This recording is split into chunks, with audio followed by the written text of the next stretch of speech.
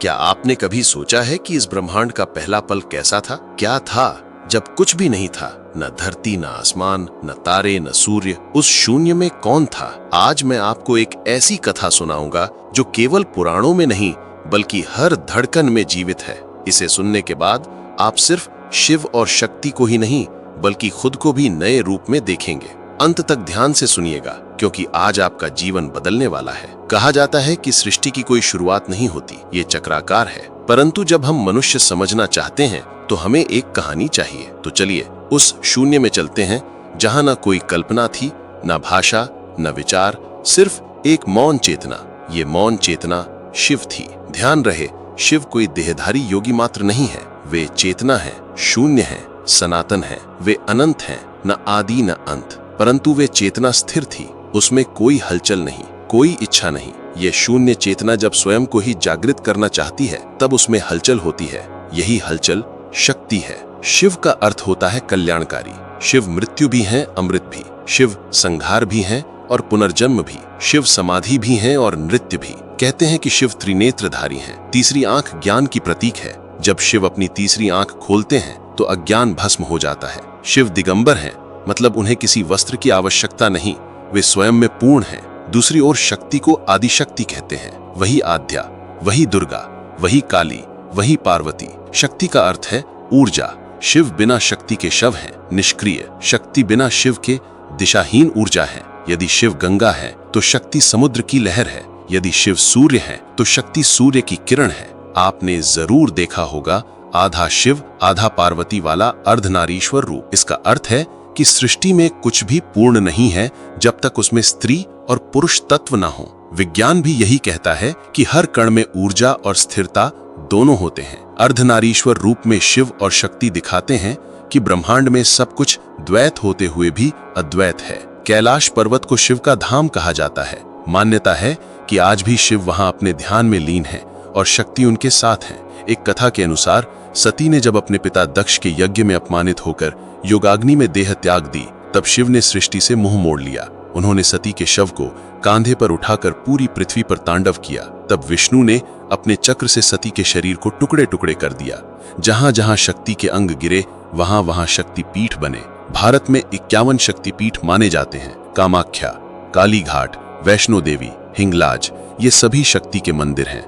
हर शक्ति पीठ में शिव भी किसी न किसी रूप में उपस्थित रहते हैं, भैरव के रूप में। ये बताता है कि शक्ति बिना शिव अधूरा और शिव बिना शक्ति निस्सार। शिव पुराण में एक प्रेरक कथा आती है। ब्रह्मा ने विष्णु से कहा, मैं सृष्टि का रचयिता हूँ, तुम पालन करता, हम ही सबसे महान हैं। तभी एक अग्निलिंग प्रकट हुआ।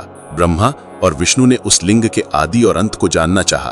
ब्रह्मा ऊपर उड़े, विष्णु नीचे गए, पर कोई आदि अंत नहीं मिला। तभी वो लिंग फट पड़ा और शिव प्रकट हुए। उन्होंने कहा, मैं अनादि हूँ, अनंत हूँ। वही लिंग शिवलिंग कहलाया, जिसका न आदि है न अंत। तंत्र शास्त्र में शिव और शक्ति को ही सर्वोच्च माना गया है। शिव को पुरुष, स्थिर चेतना और शक्ति को स्त्री, गतिशील ऊर्जा कहा गया।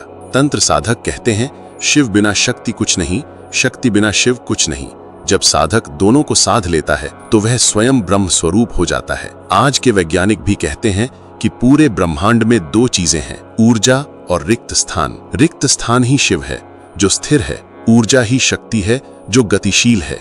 ये वही बात है जो ऋषियों ने हजारों साल पहले कही थी। काली और शिव की एक कथा प्रसिद्ध है। एक बार काली ने क्रोध में सब कुछ नष्ट कर दिया। तब शिव ने उनका क्रोध शांत करने के लिए उनके पांव के नीचे लेट गए। काली ने जब शिव को देखा तो उन्हें होश आया और उन्होंने विनम्र होकर क्रोध को छोड़ दिया। पार्वती की तपस्या भी अद्भुत है। उन्होंने घोर तपस्या कर शिव को पति रूप में पाया। उनकी तपस्या बताती है कि शक्ति को शिव को पाना है तो उसे खुद को तपाकर परिपूर्ण बनाना होगा। यह केवल कथा नहीं, ये हमारे जीवन का भी रहस्य है। हमारे भीतर जो स्थिरता है वह शिव है, जो प्रेरणा और भावनाएं हैं वह शक्ति है। यदि आप केवल शक्ति को साधेंगे आप उग्र और अनियंत्रित हो जाएंगे। यदि केवल शिव को साधेंगे तो आप निष्क्रिय और सुस्त हो जाएंगे। जीवन का सच्चा आनंद शिव और शक्ति के संतुलन में है। शिव को पाने के लिए ध्यान साधना है, शक्ति को जागृत करने के लिए कर्म साधना है।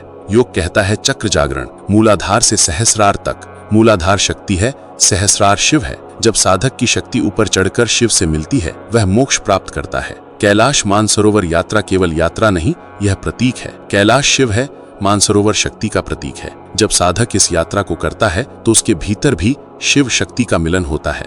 अब आप जान गए कि शिव और शक्ति कोई देवी देवता भर नहीं, बल्कि ब्रह्मांड के हर कण में है, हर मानव में है, हर विचार में है, हर धड़कन में है। यदि आप अपने भीतर के शिव को पहचान लें तो आप अविचलित रहेंगे। यदि आप अपनी शक्ति को सही दिशा दें तो आप अजेय बनेंगे। अब आपसे एक प्रश्न, क्या आप अपने भीतर के शिव और शक्ति को संतुलित कर पा रहे हैं? अगर हाँ, तो आप किसी भी संकट में स्थिर रहेंगे और किसी भी लक्ष्य को प्राप्त करेंगे। दोस्तों, ये कहानी सिर्फ सुनने के लिए नहीं, जीवन में उतारने के लिए है। अगली बार जब आप शिवलिंग पर जल चढ़ाएं या शक्ति मंदिर में दर्शन करें, याद रखिएगा कि वही शिव शक्ति आप में भी है। अगर आपको यह गूढ़ और रहस्यमयी कथा पसंद आई हो तो वीडियो को लाइक करें, शेयर करें और कमेंट करें। जय शिव शक्ति। और मेरे YouTube चैनल को सब्सक्राइब करना ना भूलें।